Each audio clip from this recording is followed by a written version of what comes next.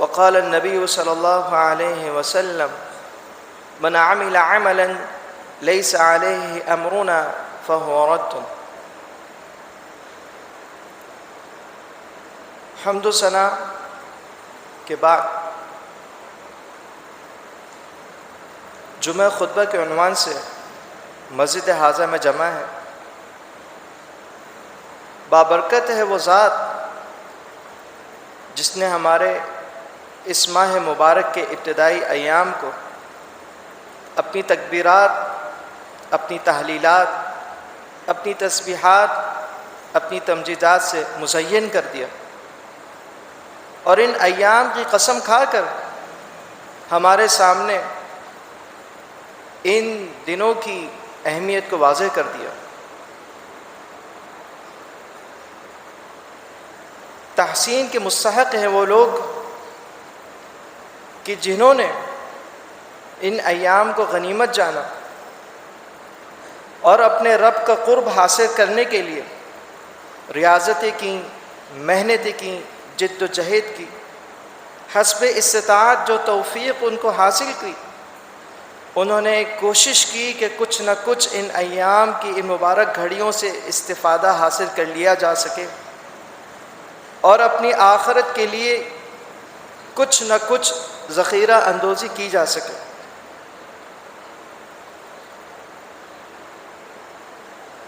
قربانی کی آمد ہے، اور یہ ابراہیم علیہ السلام کی سنت ہے۔ اللہ کے نبی صلی اللہ علیہ وسلم نے بھی قربانی کی اور قربانی کرنے کا حکم دیا۔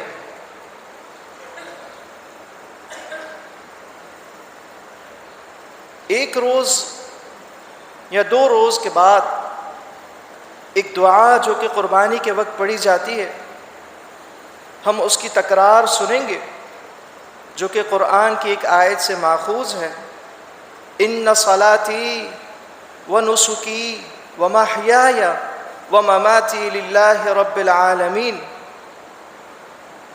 اللہ نے اپنے نبی محمد صلی اللہ علیہ وسلم کو حکم دیا، اے نبی محمد صلی اللہ علیہ وسلم کہہ دیجئے کہ بے شک میری نماز، بے شک میری قربانی، بے شک میری زندگی اور بے شک میری موت اللہ رب العزت کے لیے ہے۔ یہ حکم تو اللہ کے نبی صلی اللہ علیہ وسلم کو دیا گیا، مگر اس حکم میں تمام انسانیت داخل ہے۔ ہم میں سے ہر شخص، ہر بندہ مومن و مسلمان اس بات کا دعویٰ کرتا ہے کہ میری نماز، میری قربانی، میرا جینا، میرا مرنا اللہ رب العزت کے لیے ہے۔ مگر اس دعویٰ کے اندر کتنے لوگ سچے ہیں اپنی بات میں، اور کتنے لوگ ایسے ہیں جو صرف زبانی دعویٰ تو کرتے ہیں، مگر جب عمل کی باری آتی ہے یا جب اللہ رب العزت کی طرف سے کوئی آزمائش آتی ہے یا جب کسی فتنے میں مبتلا ہو جاتے ہیں تو کھرے کا کھرا اور کھوٹ کا کھوٹ الگ ہو جاتا ہے۔ یہ قربانی اللہ کے نبی صلی اللہ علیہ وسلم کی بھی سنت ہے، اور صحابہ کہتے ہیں کہ اللہ کے نبی صلی اللہ علیہ وسلم نے ہمیں قربانی کے متعلق کچھ امور کا حکم دیا۔ وہ کیا تھے؟ امرنا رسول اللہ صلی اللہ علیہ وسلم ان نستشرف العین والاذن، کہ ہم قربانی کے جانور کی آنکھیں اور اس کے کان اچھے طریقے سے چیک کر لیں، کہیں اس کی آنکھوں کے اندر کوئی عیب تو موجود نہیں ہے، کہیں اس کے کانوں کے اندر کوئی خلل تو موجود نہیں ہے۔ اس کے علاوہ دیگر ہدایت اللہ کے نبی صلی اللہ علیہ وسلم نے جو قربانی کے متعلق سے اپنے صحابہ کو دی، ان میں سے تھیں العرجاء البین ذلعها، یعنی کہ ایسا جانور جس کا لنگڑا پن واضح ہو، المریضہ البین مرضها، ایسا جانور جو بیمار ہو، کسی مرض کے اندر مبتلا ہو، لاحق ہو، اور اس کا مرض واضح نظر آتا ہو. العوراء البین عورها، ایسا جانور جو کہ اندھا ہو اور اس کا اندھا ہونا واضح ہو. ہم میں سے ہر شخص کی کوشش یہ ہوتی ہے کہ وہ سنت ابراہیمی کو ادا کرنے کے لیے جو شریعت نے اصول بتائے ہیں ان اصولوں کے مطابق قربانی کا جانور لے کر آئے، کہ اس قربانی کے جانور میں کوئی عیب موجود نہ ہو، وہ لولا لنگڑا نہ ہو، کاڑا نہ ہو، کسی مرض کے اندر مبتلا نہ ہو، بلکہ فروا چاق و چوبند جانور ہو. اور ہم میں سے ہر شخص اپنی استطاعت کے مطابق ایسے جانور کو پا لیتا ہے، اس کو ایسا جانور مل جاتا ہے. مگر جو جانور ہم اللہ رب العزت کی راہ میں اللہ رب العزت کا قرب حاصل کرنے کے لیے قربان کر رہے ہیں، اس کا بے عیب ہونا تو ضروری ہے. مگر جو شخص اس جانور کے ذریعے سے قرب حاصل کر رہا ہے، اگر اس کے اندر عیب ہو تو کہ یہ قربانی اس کی طرف سے قبول کی جائے گی؟ قربانی کا جانور بے عیب ہونا ضروری ہے. کیوں؟ ان اللہ طیب لا یقبل الا طیبا، اللہ تعالیٰ پاک ہے اور طیب اچھی چیز، عمدہ چیز، پاکیزہ چیز کو پسند کرتا ہے، قبول کرتا ہے. مگر جو شخص حضرت انسان جو اس جانور کے ذریعے سے اللہ رب العزت کا قرب حاصل کرنے کی کوشش کر رہا ہے، کیا اگر اس کے عقیدے کے اندر خرابیاں ہوں، کیا اس کے اعمال کے اندر اگر خرابیاں ہوں تو کیا اس سے اس کی قربانی قبول کی جائے گی؟ ہرگز نہیں کی جائے. قربانی ابراہیم علیہ السلام کی سنت ہے، اور ابراہیم علیہ السلام امام الموحدین تھے، اللہ کے نبی صلی اللہ علیہ وسلم کی اسوہ، جس کو اللہ رب العزت نے تمام لوگوں کے لیے ایک نمونے کے طور پر ذکر کیا. وہیں اللہ کے نبی صلی اللہ علیہ وسلم کو اللہ رب العزت نے حکم دیا، ثم اوحینا الیک ان اتبع ملت ابراہیم حنیفا. اے نبی محمد صلی اللہ علیہ وسلم، بے شک کہ آپ کے اسوہ لوگوں کے لیے ایک نمونے کے حیثیت سے ہے، مگر اس کے باوجود بھی ہم آپ کو حکم دیتے ہیں کہ آپ ابراہیم علیہ السلام کی ملت کی پیروی کریں. ہم آپ کو حکم دیتے ہیں کہ آپ بھی اس طریقے پر چلیں کہ جس طریقے کے اوپر ابراہیم علیہ السلام چلے. ابراہیم علیہ السلام کا عقیدہ کیا تھا؟ ابراہیم علیہ السلام کا کردار کیا تھا؟ ابراہیم علیہ السلام کا اللہ رب العزت نے قرآن مجید کے اندر ذکر کیا کہ انہوں نے کہ جب ستاروں کو دیکھا، چاند کو دیکھا، سورج کو دیکھا اور اپنے رب کو پہچاننے کی کوشش کی، اور جب آپ حقیقت سے ہمکنار ہو گئے، آپ نے اپنے رب کو پہچان لیا، تو لوگوں کو دین کی طرف دعوت دی جو اس وقت کی قوم شرک کے اندر مبتلا تھی. اس تبلیغ کی خاطر آپ نے مارے بھی کھائی، حتیٰ کہ آپ کے باپ نے آپ کو گھر سے نکال دیا، مگر ابراہیم علیہ السلام نے ذرہ برابر بھی اس کی پرواہ نہ کی.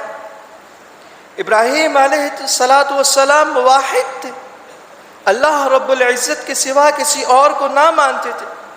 کہ کیا جو حضرت انسان جو اس ابراہیم علیہ السلام کی سنت کو ادا کرنے جا رہا ہے، اگر اس کا عقیدہ خراب ہو، اس کا عقیدہ وہ نہ ہو جو ابراہیم علیہ السلام کا تھا، تو کیا ایسے شخص کی قربانی قبول ہو جائے گی؟ اللہ نے اپنے نبی محمد صلی اللہ علیہ وسلم کو بھی تنبیہ کرتے ہوئے فرمایا، لَإِنْ أَشْرَكْتَ لَيَحْبَطَنَّ عَمَلُكَ وَلَتَكُونَنَّ مِنَ الْخَاسِرِينَ. اے نبی محمد صلی اللہ علیہ وسلم، لَإِنْ أَشْرَكْتَ، اگر آپ نے بھی شرک کیا، لَيَحْبَطَنَّ عَمَلُكَ، تو آپ کے عمل برباد ہو جائیں گے، ضائع ہو جائیں گے، رائگاں جائیں گی آپ کی محنتیں۔ وَلَتَكُونَنَّ مِنَ الْخَاسِرِينَ، اور بے شک آپ خسارہ پانے والوں میں سے ہو جائیں۔ تو آج ہم کس کھیت کے مولی ہیں؟ اگر ہم اپنے عقیدوں کو ٹٹولیں تو شرک اس میں پایا جاتا ہے۔ اللہ رب العزت کے سوا کسی اور کی عبادت صرف نہ کرنا، اللہ رب العزت کے سوا کسی اور کی عبادت کرنا ہی شرک نہیں، بلکہ شرک کے اور بھی پہلو ہیں کہ اللہ رب العزت کے ہم مثل کسی کو جان لینا، اللہ رب العزت کے اسماء و صفات میں کسی کو اس کا شریک کر دینا، یا اللہ رب العزت نے جس کام کے کرنے سے منع کیا ان کاموں کو بجا لانا۔ آج یہ امت مسلمہ شرک کے دلدل کے اندر گر چکی ہے، اس کے انتہا کو پہنچ چکی، جہاں اللہ رب العزت کی وحدانیت کے اندر، اس کی الوہیت کے اندر شرک کیا جاتا ہے، وہاں اللہ رب العزت کے اسماء کے اندر، اس کے پیارے پیارے ناموں میں، اس کی صفات کے اندر شریک ٹھہرایا جاتا ہے۔ اور یہی کام اس دور کے مشرکین بھی کیا کرتے تھے، ابراہیم علیہ السلام کے زمانے میں بھی اور اللہ کے نبی صلی اللہ علیہ وسلم کے زمانے میں بھی۔ کیا آپ نے اللہ کے نبی صلی اللہ علیہ وسلم کے زمانے میں پائے جانے والے بت جو مشہور تھے، جن کو منات، لات، عزہ کے نام سے تعبیر کیا جاتا تھا، ان کے یہ نام اللہ رب العزت کے ناموں سے لیے گئے، اخذ کیے گئے؟ اور آج کا مسلمان جو اپنے آپ کو مسلمان کہتا ہے، مومن کہتا ہے، امت محمدیہ میں ہونے کا دعویٰ کرتا ہے، اللہ کو اپنا رب مانتا ہے، باوجود ان کاموں کے کرنے کے وہ اللہ رب العزت کے ساتھ شرک کرتا ہے، وہ اللہ رب العزت کے ساتھ مثل کو ملاتا ہے، کسی شخص کو، کسی حجر کو، کسی شجر کو، یا کسی پاکیزہ ہستی کو، یا اللہ رب العزت کی عبادت کے اندر کسی کو شریک ٹھہرا دیتا ہے۔ یہ تمام امور شرکیاں ہیں، اور اللہ رب العزت اپنے ساتھ کسی بھی قسم کی شراکت کو پسند نہیں کرتا۔ اللہ رب العزت اپنے ساتھ کیے جانے والے شرک کو پسند نہیں کرتا۔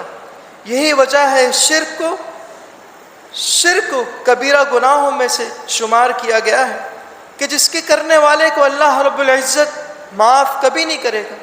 اس کے علاوہ دیگر چھوٹے چھوٹے گناہ جو ہم سے ہو جاتے ہیں اللہ رب العزت ان کو معاف کر دیتا ہے، مگر شرک ایک ایسا گناہ ہے کہ جو اللہ رب العزت معاف نہیں کرتا، کہ جب تک بندہ خود اللہ رب العزت سے توبہ و تائب نہ ہو جائے، اللہ رب العزت کی طرف رجوع نہ کر لے، اللہ رب العزت کی طرف اپنی انابت نہ کر لے۔ تو ابراہیم علیہ السلام موحد تھے، اللہ رب العزت کے ساتھ کسی کو شریک کرنے والے نہ تھے۔ اے ابراہیم علیہ السلام کی سنت کو زندہ کرنے والے، اپنے عقیدے کو ٹٹول، کیا تو بھی تعویذوں میں، مالاؤں کے اندر یقین تو نہیں رکھتا؟ کیا تو بھی ان دم و درود کے اندر یقین تو نہیں رکھتا؟ کیا تو یہ چیز سمجھتا ہے کہ اس بزرگ کے ہاتھ میں اللہ رب العزت نے شفا رکھی ہے، میں ان کے پاس جاؤں گا، وہ مجھے پھونک ماریں گے اور شفا مجھے مل جائے گی؟ یہ شرک ہے، اللہ کی قسم یہ شرک ہے۔ کیوں؟ اس شخص کا عقیدہ یہ بن گیا کہ میں اس بزرگ، اس شخص کے پاس جاؤں گا، وہ مجھے دوائی دے گا، مجھ پر پھونک مارے گا، مجھے شفا حاصل ہو جائے گی۔ مگر اللہ رب العزت یہاں فرماتا ہے کہ شفا بھی ہم دیتے ہیں، اور مرض بھی، انسان کو مرض جو لائق ہوتا ہے وہ بھی ہماری طرف سے۔ اس شخص کا عقیدہ یہ بن گیا کہ مجھے شفا اس شخص کے پاس جانے سے ملے گی، اس طبیب کے پاس جانے سے ملے گی، اور اللہ رب العزت سے اس نے توکل ہٹا لیا، وہ شرک کر بیٹھا۔ یہ شرک کے چھوٹے چھوٹے مخفی پہلو، یہ تعویذوں کا پہننا، یہ ان کے اوپر یقین رکھنا کہ یہ چیزیں مجھے مصیبت سے بچا لیں گی، یہ تعویذ مجھے نظر بد سے بچا لے گا، اللہ کی قسم یہ یقین رکھنا، یہ اعتقاد رکھنا، یہ بھی شرک ہے۔ انسان جو مرضی اسباب کا اختیار کر لے، جب تک اللہ رب العزت کی مشیت نہ ہو انسان کو کوئی ضرر نہیں پہنچ سکتا، چاہے اس کے خلاف پوری کی پوری امت کیوں نہ کھڑی ہو جائے۔ اور جب اللہ رب العزت کسی شخص کے ساتھ کوئی برائی کا ارادہ کر لے، کوئی ضرر کا ارادہ کر لے، تو پوری کی پوری امت کیوں نہ کھڑی ہو جائے اس کے ساتھ، اس کو کبھی بچا نہیں سکتی، اس کو کبھی نفع نہیں دے سکتی۔ اپنے عقیدے کو چیک کریں، کیا ہمارا عقیدہ بھی وہی ہے جو ابراہیم علیہ السلام کا تھا؟ کیوں اس قربانی کے ذریعے ہم اللہ رب العزت کا قرب حاصل کرتے ہیں، اور قرب اگر ہم اللہ رب العزت کے ساتھ شراکت داری کے ساتھ کریں گے تو اللہ رب العزت کبھی بھی اس کو قبول نہیں کرے گا۔ یہ تو تھی عقیدے کی بات۔ اسی چیز کا ذکر اللہ رب العزت نے اپنے قرآن مجید میں بھی کیا، لَن يَنَالَ اللَّهَ لُحُومُهَا وَلَا دِمَاؤُهَا وَلَكِنْ يَنَالُهُ التَّقْوَى مِنْكُمْ۔ یہ جانور جو تم اللہ کی راہ میں قربان کرتے ہو، اللہ رب العزت کو ان کا گوشت نہیں پہنچتا، ان کا گوشت، ان کا خون نہیں پہنچتا۔ جو چیز اللہ رب العزت کی طرف پہنچتی ہے وہ کیا ہے؟ ہمارے دلوں کا تقوی۔ اللہ رب العزت کو جو چیز مطلوب ہے وہ ہے ہمارے دلوں کا تقوی۔ انسان کے دل کے اندر کیا ہے؟ کہ انسان کے دل کے اندر للہیت ہے، تعلق باللہ ہے، خشیت الہی ہے یا نہیں ہے؟ اگر ہے تو وہ دل قابل ستائش ہے، قابل مدح ہے، قابل تعریف ہے۔ اگر ان تمام چیزوں سے اس انسان کا دل خالی ہے، اس دل کے اندر گمراہیاں بھری ہوئی ہیں، وہ دل ضلالت کے اندھیروں میں گم ہے، وہ دل، اس دل کے اندر بت خانے موجود ہیں شرک کے، اس دل کے اندر اللہ رب العزت کی طرف، اللہ رب العزت کے ساتھ شراکت داری موجود ہے، شرک کے اندر وہ دل ڈوبا ہوا ہے، تو ایسی قربانی کا کوئی فائدہ نہیں، چاہے انسان ایسی 10 قربانی کر بیٹھے۔ اللہ رب العزت نے ایک اصول بیان کر دیا، لَن يَنَالَ اللَّهَ لُحُومُهَا وَلَا دِمَاؤُهَا وَلَكِنْ يَنَالُهُ التَّقْوَى مِنْكُمْ۔ اللہ رب العزت کے پاس جو تمہاری ان قربانیوں سے جو چیز پہنچتی ہے وہ اس قربانی کے جانور کا گوشت نہیں، اس کا خون نہیں، بلکہ تمہارے دلوں کا تقوی پہنچتا ہے کہ تمہارا باطن کیا ہے اور تمہارا ظاہر کیا ہے۔ اگر تمہارا باطن اور ظاہر یکساں ہے کہ جس کے اندر اللہ رب العزت کی خشیت، اس کا تقوی، للہیت، تعلق باللہ موجود ہے تو تمہاری قربانیاں قبول ہیں۔ اگر تمہارے دل کے اندر اللہ رب العزت کا تقوی نہیں، تمہارے اعمال ایسے نہیں، بلکہ تمہارے اعمالوں میں اللہ رب العزت کے ساتھ شرک پایا جاتا ہے، تمہارے اعمالوں کے اندر ایسی چیزیں پائی جاتی ہیں جس کا کرنے کا اللہ رب العزت نے حکم نہ دیا، ایسی چیزیں پائی جاتی ہیں جس کے اندر اللہ کے رسول صلی اللہ علیہ وسلم کی نافرمانی موجود ہے، تو جان لو اللہ رب العزت تمہاری ان قربانیوں کو قبول نہیں کرے گا، بلکہ تم تو اس زعم کے اندر مبتلا ہو، تم اس خوش فہمی میں ہو کہ تم بڑے سے بڑا جانور لا رہے ہو، ایسا جانور جس کی ہر جگہ تصویر نما ہے، ایسا جانور کہ جس کے بارے میں ہر کوئی جانتا ہے، اللہ ایسے جانور کو بھی قبول نہیں کرے گا۔ کیوں؟ اس کے اندر شرک کا پہلو ہے۔ اللہ کے نبی صلی اللہ علیہ وسلم نے اپنے صحیح حدیث کے اندر بھی اس چیز کی طرف توجہ دلائی۔ اللہ کے نبی صلی اللہ علیہ وسلم کا فرمان، ان اللہ لا ينظر الى صورکم، اللہ تعالیٰ تمہارے چہروں کی طرف نہیں دیکھتا، ولا ينظر الى اجسامکم، اللہ تعالیٰ تمہارے جسموں کی طرف، تمہارے جسدوں کی طرف نہیں دیکھتا، ولا ينظر الى اموالکم، اور اللہ رب العزت تمہارے مال و دولت کی طرف نہیں دیکھتا کہ تمہارا چہرہ کیسا ہے، تمہاری رنگت کیسی ہے، تمہارا بدن کیسا ہے، اس کے اوپر پوشاک کیسی ہے، تم سخی ہو یا غنی، تم فقیر ہو یا محتاج، اللہ رب العزت ان چیزوں کی طرف نہیں دیکھتا، بل ينظر الى قلوبکم واعمالکم، جن چیزوں کی طرف اللہ رب العزت دیکھتا ہے وہ تمہارا دل ہے اور تمہارے اعمال ہے۔ اللہ رب العزت انسان کے دلوں کی طرف کیوں دیکھتا ہے؟ یہ چیز جاننے کے لیے کہ اس دل کے اندر اللہ رب العزت کا تقوی کیا ہے، کتنا ہے، اس دل کے اندر تقوی کا معیار، توکل کا معیار کیا ہے، وہ دل اللہ رب العزت سے کتنا زیادہ جڑا ہوا ہے، اس دل کے اندر اللہ رب العزت کی کتنی یاد ہے، وہ اس دل کے اندر اللہ رب العزت سے ملنے کا کتنا شوق ہے، اس دل کے اندر اللہ رب العزت کے احکامات کی محبت کتنی ہے، اس دل کے اندر اللہ رب العزت کی محبت کتنی ہے، اس کی رسول کی محبت کتنی ہے، اس دل کے اندر اللہ کے نبی صلی اللہ علیہ وسلم کے احکامات، اللہ کے نبی صلی اللہ علیہ وسلم کے فرامین، اللہ کے نبی صلی اللہ علیہ وسلم کی احادیث مبارکہ پر چلنے کی محبت کتنی ہے۔ اور دوسری چیز جس کی طرف اللہ رب العزت دیکھتا ہے وہ تمہارے اعمال ہیں۔ اللہ رب العزت یہ نہیں دیکھتا ہے تم نے کتنا بڑا کام کیا، بلکہ اس چیز کو دیکھتا ہے کہ تمہارے دل کے اندر نیت کیا تھی اس عمل کو کرنے کی۔ اگر تمہارے دل کے اندر اس عمل کو کرنے کی نیت تھی کہ میں لوگوں کو دکھلاؤں کہ میں اللہ رب العزت کی راہ میں کتنا بڑا جانور قربان کر رہا ہوں، میرے دل کے اندر اگر یہ نیت موجود تھی کہ میرا نام نامی ہو کہ اس شخص نے ایسا جانور اللہ رب العزت کی راہ میں قربان کیا، اس دل کے اندر اگر یہ خیال موجود تھا کہ لوگ آگے مجھے داہ دیں، مجھے کہیں ماشاءاللہ آپ نے تو بہت اچھا جانور قربان کیا، ماشاءاللہ آپ نے اس جانور کا لوگوں میں بہت زیادہ تقسیم کی، لوگوں کو اس جانور سے آپ نے سیراب کیا، اس کے گوشت سے، وہ واہ واہ مقصود تھی، ریاکاری موجود تھی، نام نامی مشہور ہونا، یہ چیزیں مقصود تھی، تو اللہ رب العزت اس کے عمل کو بھی ٹھکرا دیتا ہے اور اس شخص کو بھی ٹھکرا دیتا ہے۔ اگر اس دل کے اندر یہ نیت موجود تھی کہ میں اس قربانی کے جانور سے اللہ رب العزت کا قرب حاصل کر سکوں، اس شخص کی نیت یہ تھی کہ مجھے میرے رب نے قربانی کرنے کا حکم دیا، اللہ کے نبی صلی اللہ علیہ وسلم کی سنت تھی، میں اس قربانی کو اللہ تعالیٰ کی راہ میں اس کا قرب حاصل کرنے کے لیے کرتا ہوں، تو ایسے دل کو اس کے اس نیت کے مطابق اجر بھی دیا جائے گا اور اس کے عمل کو قبول بھی کیا جائے گا، اور بروز قیامت اس کے عمل کی اس کو جزا بھی دی جائے گی، اور اچھی جزا دی جائے گی اس دنیا کے مقابلے میں۔ اگر اس کے برعکس معاملہ ہو گیا تو اپنے انجام کے بارے میں ابھی خود سوچ لیں۔ یہ اللہ رب العزت ہمیں تنبیہ کر رہا ہے اس دنیا کے اندر، اس قربانی کے جانور سے جو ہمیں سبق دے رہا ہے وہ یہ کہ ابراہیم علیہ السلام امام الموحدین تھے، انبیاء کے سردار تھے، اللہ کے نبی صلی اللہ علیہ وسلم بھی اولاد ابراہیم میں سے، اور اللہ رب العزت نے ابراہیم علیہ السلام کو جو شرف بخشا کہ ان کے بعد جتنے بھی انبیاء اور رسول آئے تمام کے تمام ابراہیم علیہ السلام کے اولاد میں سے، اور وہ تمام کے تمام امام الموحدین تھے، توحید والے تھے۔ کیوں؟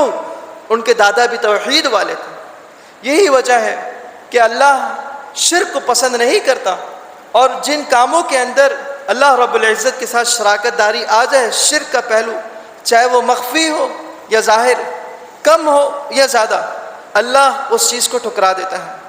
شرک کے اگر اقسام کے متعلق بات کی جائے تو طویل موضوع، مگر چھوٹی چھوٹی ایسی چیزیں جو انسان روزمرہ کی زندگی کے اندر کرتا آ رہا ہے، یہ تعویذ کا پہننا، یہ مالاؤں کا پہننا، اللہ کے سوا کسی اور سے برکت فیض کا عقیدہ رکھنا، ان کی دعا سے مستجاب و دعوات، لوگوں کی دعا لینا ضروری ہے، کروانی بھی چاہیے، مگر یہ عقیدہ رکھ لینا کہ ان کی دعاؤں سے ہمیں فائدہ ہوتا ہے، اللہ رب العزت کے ساتھ شراکت داری ہے۔ اے قربانی کو اللہ کی راہ میں قربان کرنے والے، اپنے عقیدے کو ٹٹول، اپنا تزکیہ کر، اپنا محاسبہ کر قبل اس وقت کے کہ تیرا محاسبہ کیا جائے۔ یہ جانور کہ جس کو تو چیک کر رہا ہے، اس کے سر کے سینگ سے لے کر اس کے پیر کے کھر تک اس میں کوئی عیب موجود نہ ہو، مگر ذرا اپنے بدن کے اندر بھی تو ان عیبوں کو تلاش کر جو کہ تجھ پر کبھی آیا نہیں ہوئے۔ تو جانور کی آنکھوں کو چیک کرتا ہے، ذرا اپنی آنکھوں کو بھی چیک کر کہ تیری ان آنکھوں میں جو اللہ رب العزت نے ایک نعمت کے طور پر تجھے دی، کیا کیا خرابیاں موجود ہیں۔ تو ان آنکھوں سے اللہ رب العزت کے گناہ کے کون کون سے کام کرتا جا رہا ہے۔ اپنے ہاتھوں کو چیک کر کہ تو جس طرح جانور کے پاؤں کو چیک کرتا ہے، اس کی ٹانگوں کو چیک کرتا ہے، کہیں ان میں کوئی لنگڑا پن تو نہیں، کوئی ٹیڑھ پن تو نہیں۔ اپنے ہاتھوں کو بھی دیکھ، تو اپنے ہاتھوں سے کون کون سے کام سر انجام دے رہا ہے۔ کیا تو اپنے ان ہاتھوں سے اللہ رب العزت کی خلاف ورزی تو نہیں کر رہا، اس کے احکامات کو توڑتا تو نہیں جا رہا، اللہ رب العزت کے نافرمانی والے کام اپنے ان ہاتھوں سے تو نہیں کرتا جا رہا۔ کیا تو شرک کی راہوں کو اپنے ان ہاتھوں سے ہموار تو نہیں کرتا جا رہا۔ اپنی ٹانگوں کو ٹٹول کہ تو اپنی ان ٹانگوں سے چل کر کہاں کہاں جاتا ہے، ان ٹانگوں سے تو کون کون سے مقامات کی طرف جاتا ہے، ان ٹانگوں سے تو کون کون سے گناہ کے کام کرتا ہے، یہ ٹانگیں تجھے کہاں لے کر جاتی ہے۔ اے قربانی کے جانور میں عیب تلاش کرنے والے، اے سنت ابراہیمی کو کرنے والے، ذرا اس طرف بھی تو نظر ڈال، ذرا اس طرف بھی تو آ کہ تو اپنا محاسبہ کر سکے۔ جہاں تو قربانی کے جانور کو عمدہ سے عمدہ تلاش کرنے کی کوشش کرتا ہے، کیا تو اپنے آپ سے غافل ہے؟ کیا تو نہیں چاہتا کہ تو بھی اپنے رب کی نظر کے اندر مکرم ہو جائے، عزت والا ہو جائے؟ کیا تیرا رب کا اکرام تو بھول گیا کہ تیرا رب تیرے ساتھ کتنا کریم ہے؟ کیا تو اپنے رب کی یاد سے غافل ہو گیا؟ اپنے آپ کو چیک کر اس جانور کی طرح کہ جس کو تو اللہ رب العزت کی راہ میں قربان کرنے لگا ہے۔ اپنا بھی محاسبہ کر۔ اللہ کے نبی صلی اللہ علیہ وسلم نے جانور کو کاٹنے کا حکم دیا، چھری چلانے کا حکم دیا اس کی شہرت پر۔ کیوں؟ اس سے رقت قلبی حاصل ہوتی ہے۔ انسان اللہ تعالیٰ سے ڈرتا ہے کہ اس کو بھی ایک دن موت آنی ہے۔ اس کے سامنے بھی قربانی کی دعا پڑھتے ہوئے یہ یاد آتی ہے کہ میری قربانی، میری نماز، میرا جینا اور میرا مرنا اللہ رب العزت کے لیے ہے۔ تو ٹٹولو اپنے آپ کو وہ شخص جو قربانی کر رہا ہے کہ آیا میں اس بات کے اندر سچا ہوں؟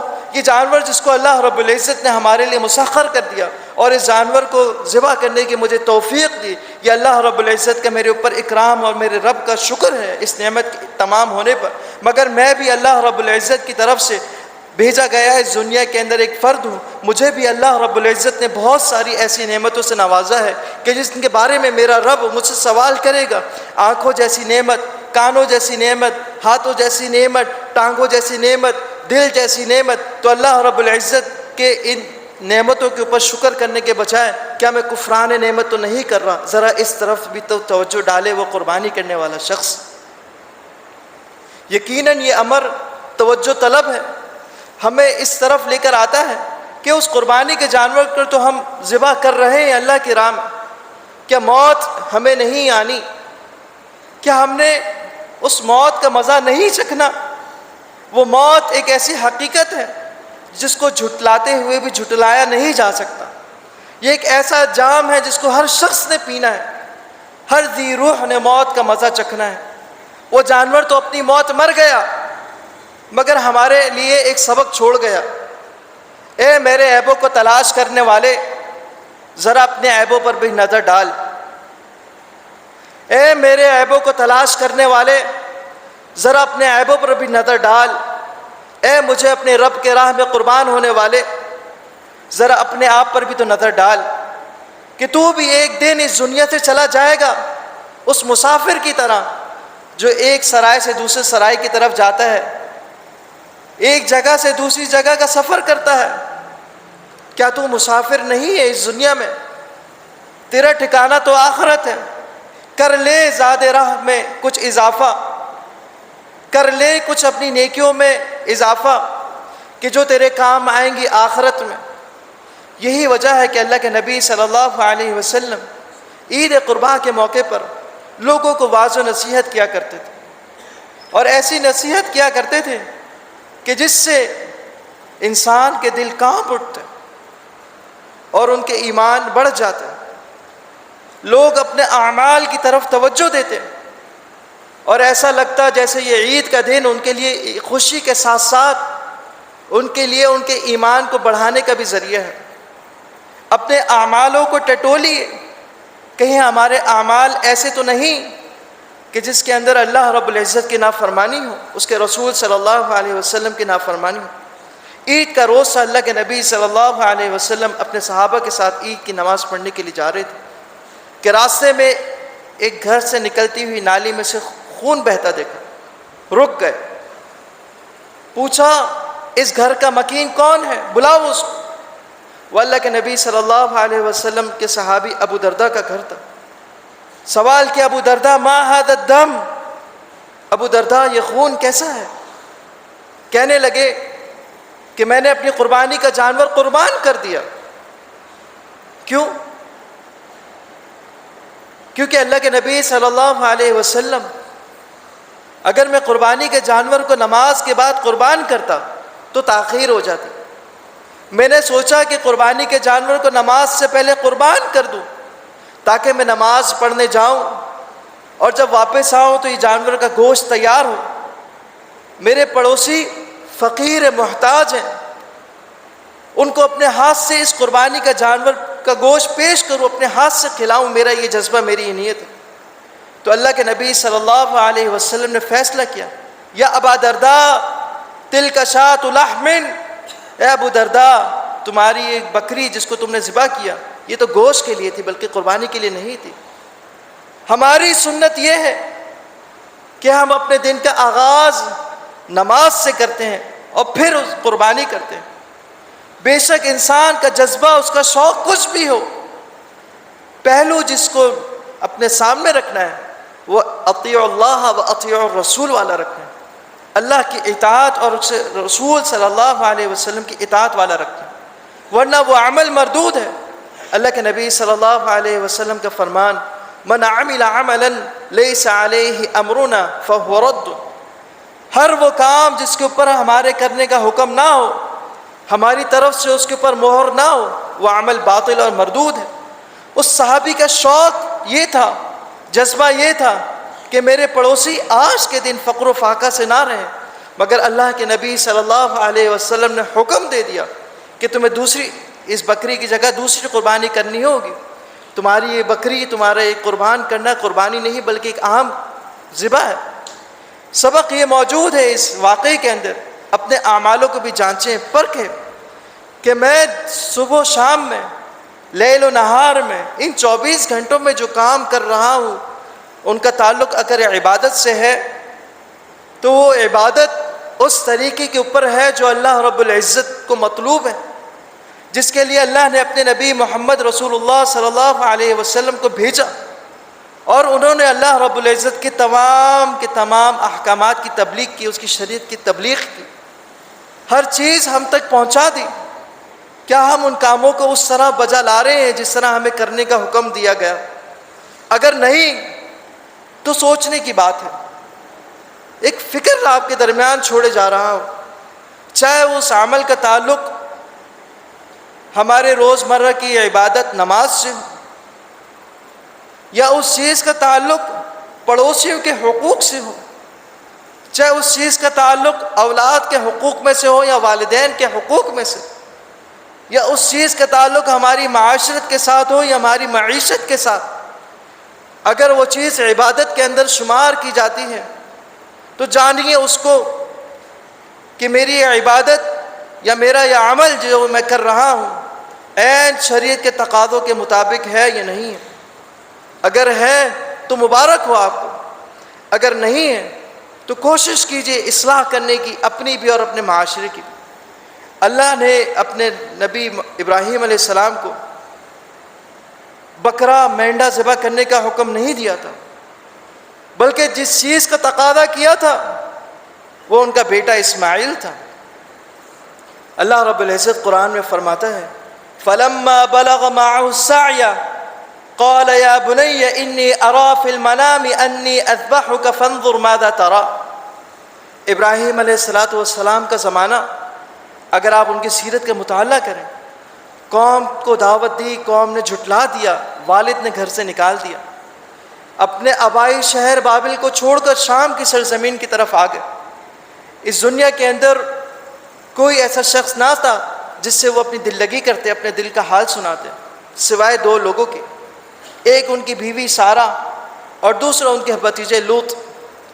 مگر اللہ رب العزت نے ایک اور آزمائش کے اندر ابراہیم علیہ السلام کو ڈال دیا کہ اپنے بیٹے کو چھوڑاؤ مکہ کی بے آب و سرزمین کے اوپر جہاں کوئی نہیں، اور واپس چلے جاؤ شام کی سرزمین کی طرف۔ وہ بچہ جو اللہ رب العزت سے دعائیں کر کر کے مانگا، رب ہب لی من الصالحین کہہ کے مانگا، تو اللہ رب العزت نے بھی ان کو ایک رشد، ایک حلیم بردبار بچہ دے دیا۔ اب اس بچے کے متعلق اللہ رب العزت نے آزمائش میں ڈالا اپنے بندے کو، اور اس کا ذکر قرآن میں کیا کہ جب وہ بچہ کچھ بڑا ہو گیا، اپنے باپ کے ساتھ چلنے کے قابل ہو گیا، جب اس عمر کو پہنچ گیا کہ والد اپنے بچے کو دیکھتا ہے تو خوش ہوتا ہے، اس کو چومتا ہے، اس کو سونگھتا ہے، اس کے ساتھ کھیلتا ہے، لطف اندوز ہوتا ہے، تو ابراہیم علیہ السلام کو اللہ رب العزت نے بیٹے کی قربانی کا حکم دے دیا۔ اب اس بچے کو ابراہیم علیہ السلام لے کر جا رہے ہیں گھر سے دور، گھر کے سامنے اس وجہ سے ذبح نہ کیا کہیں بچے کی ماں پر محبت غالب آ جائے اور مجھے اس کام کے کرنے سے روک دے۔ گھر سے دور لے گئے اور بچے کو پیشانی کے بل لٹا دیا، کمر کے بل، گدی کے بل کیوں نہ لٹایا، کہیں یہ محبت پدری غالب نہ آ جائے، کہیں اس بچے کی محبت جو دعائیں کر کر کے میں نے اپنے رب سے مانگا ہے اس بچے کی محبت اللہ رب العزت کے حکم پر غالب نہ آ جائے. کہیں ایسا نہ ہو کہ میں اپنے رب کا حکم بجا نہ لاؤں. اس بچے کی محبت کی خاطر گھر سے دور لے گئے, بچے کو پیشانی کے بل لٹا دیا, اور لٹانے سے قبل اس بچے کی بھی رضا پوچھی, بتلایا کہ میرے رب نے مجھے یہ حکم دیا ہے, فانظر ماذا ترى, مجھے اپنی رائے کے بارے میں بھی بتاؤ, تمہارا کیا خیال ہے. وہ بچہ اللہ رب العزت کی طرف سے بولا, یا ابت فعل ما تؤمر, اے ابا جان جس چیز کا کرنے کا آپ کو حکم دیا اس کو کر گزری. ستجدنی انشاء اللہ من الصابرین, بے شک آپ مجھے صبر کرنے والوں میں پائیں گے. ابراہیم علیہ السلام کا اپنے بچے سے سوال کرنا کیوں؟ تاکہ یہ بھی بچہ اس اجر کے اندر شریک ہو جائے کہ جو اجر مجھے اللہ رب العزت سے ملے گا اس آزمائش پر پورا اترنے کی صورت میں. اللہ رب العزت سے جو اجر کی امید ابراہیم نے لگائی, اس اجر کے ساتھ اس اجر کے اندر اپنے بیٹے کو بھی شریک بنا لیا. دونوں کی رائے ایک ہو گئی کہ ہم اللہ رب العزت کے اس حکم کو بجا لائیں گے. فلما اسلما وتلہ للجبین, دونوں راضی ہو گئے اور ابراہیم نے ان کو پیشانی کے بل لٹا دیا اور چھری چلانا شروع کر دی. اور چھری بھی چل نہیں رہی, عجیب کشمکش کے اندر مبتلا ہے. آخرکار محسوس ہوا چھری چل گئی, آنکھیں کھولی, پٹی اتاری.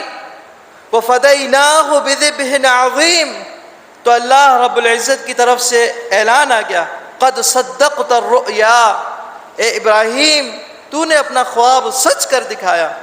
اور بچے کی قربانی کی جگہ جس بچے کو قربان کرنے لگے تھے اللہ کی راہ میں, وہاں پہ ایک مہنڈا ذبح ہوا تھا, اور اس مہنڈے کو اللہ رب العزت نے ذبح عظیم قرار دیا. اس واقعے کے اندر جو پہلو چھپے ہوئے وہ یہ کہ اللہ رب العزت انسان کے دل کی طرف دیکھتا ہے اور انسان کے عمل کی طرف دیکھتا ہے.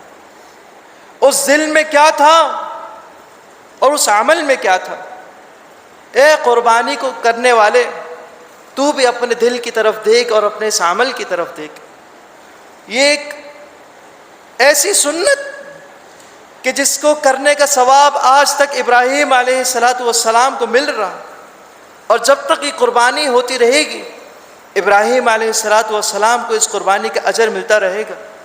مگر اے اس اجر کے متلاشی, اے اس قربانی کے جانور کو قربان کرنے والے, تو ایک عظیم عمل کرنے جا رہا ہے, مگر اپنے دل کے حال کو تو دیکھ کہ تیرے دل کے اندر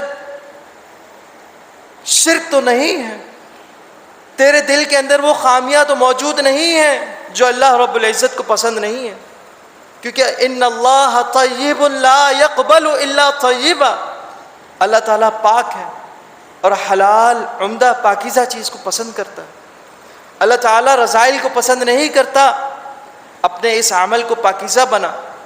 جہاں تو لاکھوں کا یہ جانور لے کے آیا, وہاں اس جانور کی نشو و نما میں, اس جانور کو رکھنے میں کوئی ایسا کام نہ کر کہ جس سے تیرا قربانی کا جانور اس کا اجر ضائع ہو جائے. ہم غفلت یہ کرتے ہیں, قربانی کا جانور لاکھوں کا لے کر آتے اور اس کے اوپر جو روشنی کرتے وہ کنڈے کی چوری کر کے. جہاں قربانی کا جانور لاکھوں کا لے کر آئے اللہ رب العزت کا قرب حاصل کرنے کے لیے, وہاں ایک ایسا عمل کر بیٹھے کہ جس کی وجہ سے اس قربانی کے جانور کے اجر, اس کا قرب حاصل کرنے سے, جو ہم اس جانور کو قربان کرنے سے جو اللہ رب العزت کا قرب حاصل ہوتا ہے وہ ضائع ہونے کا خطرہ ہے. خطرہ ایمان موجود. کیوں؟ چوری کر رہے. قربانی کا جانور لاکھوں لے کر آئے اور اس کو کھانا پڑوسی کے جانور کے کھانے میں سے اٹھا کے دے دیا بغیر پوچھے, چوری کر کے. کیا اللہ رب العزت ایسی چیزوں کو قبول کرے گا؟ ہرگز نہیں کرے گا. ایک شخص نے چوری کا لباس خریدا, چوری کے پیسوں کا لباس خریدا, 10 درہم کا. اللہ کے نبی صلی اللہ علیہ وسلم کی صحیح حدیث کے اندر یہ مثال موجود ہے. 10 درہم کا وہ لباس خریدا, ان 10 درہموں میں سے 9 درہم حلال کمائی کے تھے اور 1 درہم حرام کمائی کا تھا. تو اللہ رب العزت نے اس لباس کو پہننے کی وجہ سے جو کہ چوری کے مال سے بنایا گیا، اس کی کوئی عبادت قبول نہیں کی، اس کا وہ لباس پہننا اس کے لیے سزا کا اور وبال کا سبب بن گیا۔ اپنے ان قربانی کے جانوروں جن کے ذریعے سے، ان کو قربان کرنے کے ذریعے سے، اس عمل کے ذریعے سے آپ اللہ رب العزت کا قرب حاصل کرنے جا رہے ہیں، اپنے اعمال کو پاکیزہ کیجیے۔ یہ چوری چکاری چھوٹی چھوٹی باتوں سے اپنے ان اجور کو ضائع نہ کیجیے۔ جہاں لاکھوں کا جانور آپ لاتے ہیں، وہاں اگر 100 بجلی چل گئی تو کیا ہوا؟ جہاں لاکھوں کا قربانی کے لیے جانور لانا اور ہزاروں میں اس کو کھانا کھلا دیا تو کیا فرق پڑا؟ اللہ کے یہاں آپ کا عمل تو صاف رہا، اگر اس میں چوری کا، شرک کا یا بدعمالی کا کوئی بھی پہلو پایا گیا تو قربانی کا اجر ضائع ہو گیا۔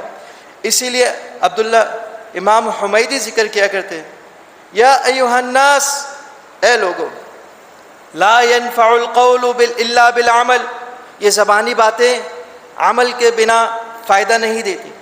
یہ زبانوں سے کچھ کہنا اور عمل اس کے برعکس کرنا کوئی فائدہ نہیں دیتا۔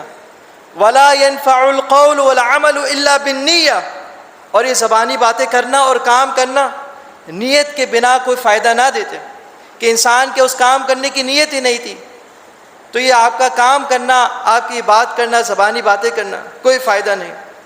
اور ولا ينفع القول والعمل والنیۃ الا بحدیث نبی صلی اللہ علیہ وسلم، اور آپ کی نیتیں کرنا اچھے کاموں کی، اور آپ کا یہ باتیں کرنا اور آپ کا یہ عمل کرنا آپ کو فائدہ دیتا ہے کہ جب آپ سنت کے نور کے اندر اس چیز کو کریں۔ یہ ایسا نور ہے کہ جب یہ انسان کو حاصل ہو جائے تو وہ فرقان کر سکتا ہے، صحیح اور غلط کے اندر فیصلہ کر سکتا ہے۔ اللہ رب العزت سے دعا ہے کہ اللہ رب العزت ہمیں بھی جہاں ہم سنت ابراہیمی کو ادا کر رہے ہیں، وہاں سیدنا ابراہیم علیہ السلام کا جو قدوہ اللہ رب العزت نے ہمارے لیے رکھا اور قرآن میں بھی اس کا ذکر کیا، اس پر بھی عمل کرنے کی توفیق دے۔ جہاں ہم اللہ کے نبی صلی اللہ علیہ وسلم کی اس سنت کو عمل کر رہے، وہاں اللہ کے نبی صلی اللہ علیہ وسلم کے دیگر فرامین کے اوپر بھی ہمیں عمل کرنے کی توفیق دے۔ جہاں ہم اس قربانی کے ذریعے اللہ کا قرب حاصل کرنے کی کوشش کر رہے، اللہ رب العزت ہمیں دیگر اعمال کی بھی توفیق دے کہ جس کے ذریعے سے ہم اپنے رب کا قرب حاصل کریں۔ اقول قولی ھذا واستغفر اللہ لی ولکم ولسائر المسلمین۔